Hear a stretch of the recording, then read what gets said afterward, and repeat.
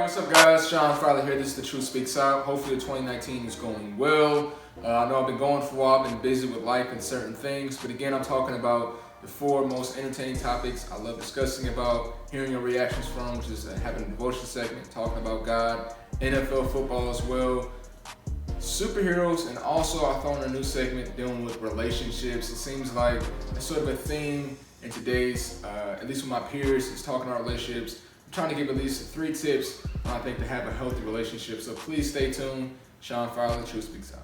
So dealing with the NFL, what happened?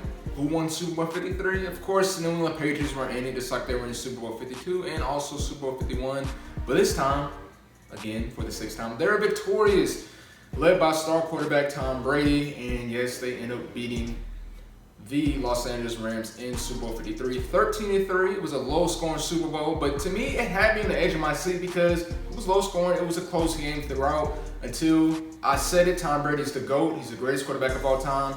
Led the team down the field to end up scoring the go-ahead touchdown, ran by Sony Michel. But Tom Brady, even though statistically he didn't have a great game, he didn't throw for a touchdown. He turned the ball over on his first drive, throwing an interception to the Los Angeles Rams.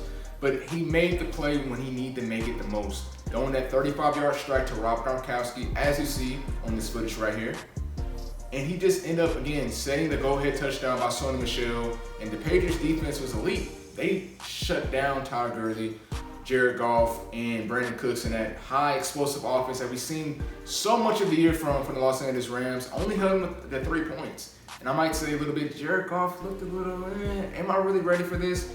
No, you're not ready for Jared Goff. That's why, to me personally, you're not a top 10 quarterback yet. I feel like he has potential, he has some good upside, but he's not there yet. But again, why Tom Brady's the GOAT? 6 Super Bowl rings. He's been to 9, setting Super Bowl records, even the one he lost in. Remember, against the Philadelphia Eagles, threw for 505 yards, 3 touchdowns.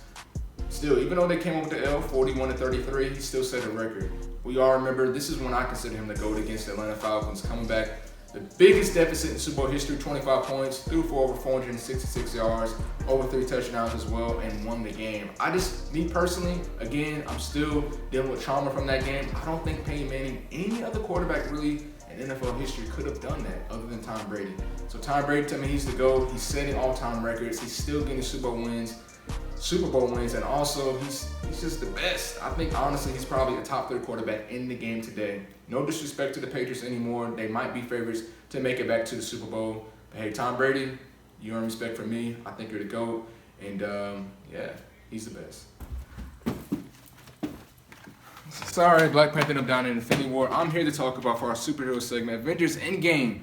Finally, we waited a year after Thanos had the snap, killed most of the Avengers, most of the Guardians of the Galaxy, and what happened next? So it came out April 26th. I'm sure all of y'all seen it that day or the day before. So I know I had to wait a few more days until I got paid so I could see that movie itself.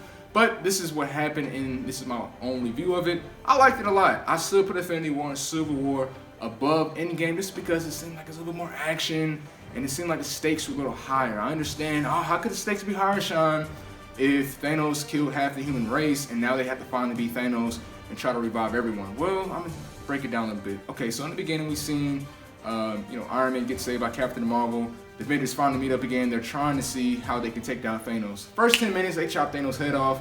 Okay, what happens next? 5 years later, I like seeing how the Avengers are coping with the loss. The loss of their family, their friends, and everything like that. And then eventually they end up finding a way when Ant-Man came back from the Spectrum thing, and they end up finding a way to go back in time. So when they went back in time, for me, this is where it didn't lose me. It was still interesting, but it just didn't feel like it was the edge of my feet like Avengers Infinity War. They went back in time. They're basically sneaking around, trying to get all the Infinity Stones back, so eventually they can revive the other heroes that were lost in the battle in Infinity War and end up trying to save the day. But it seemed like each obstacle that they got, with at least finding the Infinity Stones, it didn't seem like there was really any threat. It was more sneaking around, trying to give up loose ends, say when Iron Man ended up meeting his dad back in the 1970s, and fulfilling that relationship that he didn't have in the previous Iron Man films.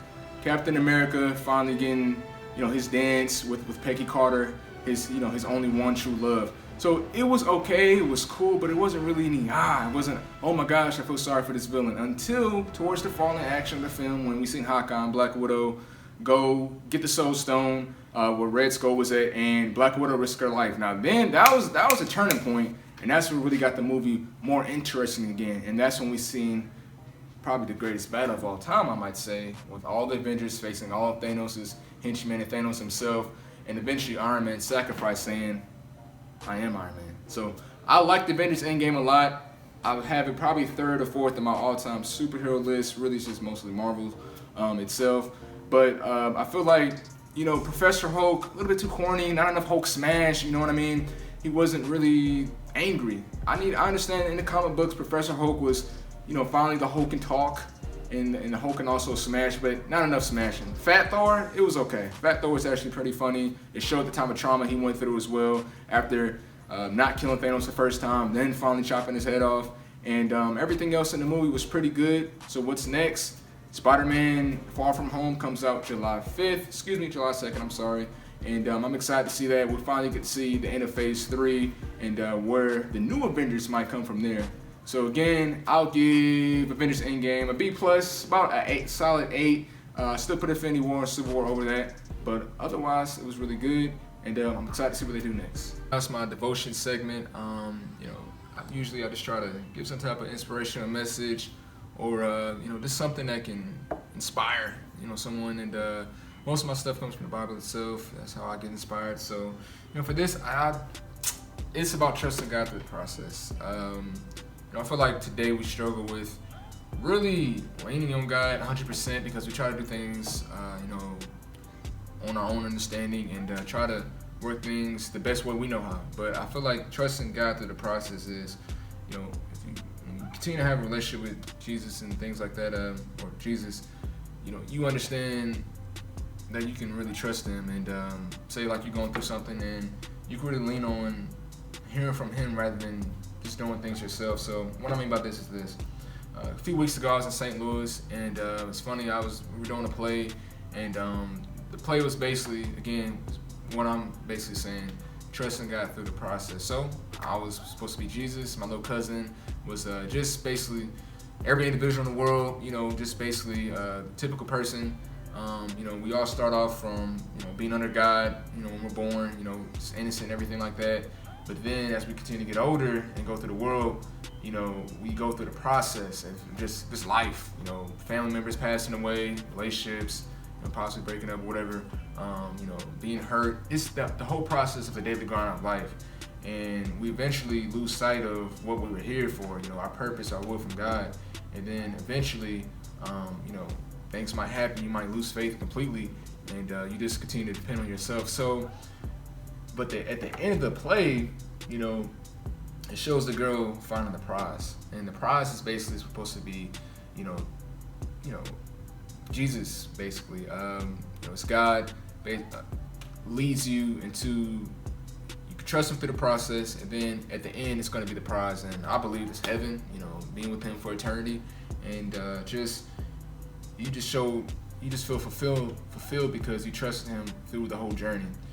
Whereas if you start off, the innocent child, then you got older, you lose faith, there is no prize. You know what I mean? So I feel like for us, I like looking at the scripture, Matthew 6:34, seek God first and all His righteousness should be added to you. And for me, my interpretation of that scripture is, no matter what you're going through, no matter what you're praying for, just continue to, no matter the hardships you're going through, just continue to seek God first, and He'll take care of the rest. Don't worry about tomorrow, for tomorrow has its own, it has its own day and things like that. So just continue to seek God first, put Him first in your life, and I think you'll reap the benefits from that. And one last thing, it's the difference between being a believer and a follower.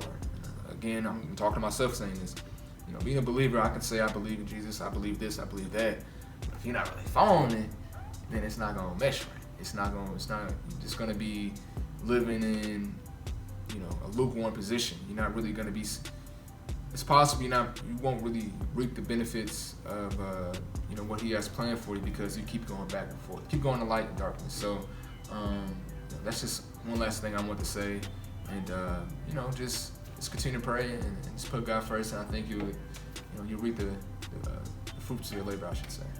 So that's all I have to say, guys. Again, for all the segments that I had, if you have any questions, Any comments, any any debates, say like on the football segments and things like that, or you want to start a topic, let me know. I'll be glad to shout you out as well.